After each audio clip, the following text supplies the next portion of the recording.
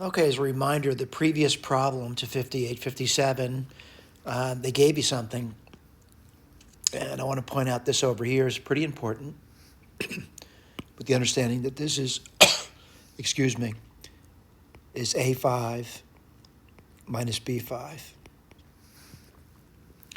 So I'm looking at A minus B, and if I were to do that and to factor it using that pattern, because I do say use the first factor of that, let's write this down. So it's going to be A minus B would be equal to the fifth root of A raised to 5 minus the fifth root of B to the fifth power.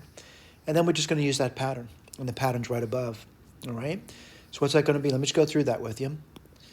Maybe I should write this down first.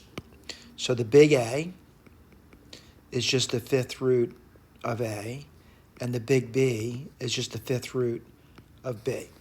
So we just go through this one at a time. So, first thing, let me get my eraser out first of all, and erase this over here. So the first thing I'm going to do is write down, A. Well, that's the fifth root of A minus the B. What's the B? The fifth root of the little b. And then what goes next? Well, it's going to be a to the fourth power. Well, that's going to be fifth root of a to the fourth power. All right. Let's go to the last term, b to the fourth. What's that going to be? The fifth root of b to the fourth. And let's put these internal terms down. And what's it going to be? Well, I'm going to one time make a cubed would be the fifth root of a cubed times the big B. I got this. The big A squared, the big B squared, the big A, the big B cubed, and then simplify that, all right? So again, this is the first factor. That's what they wanted.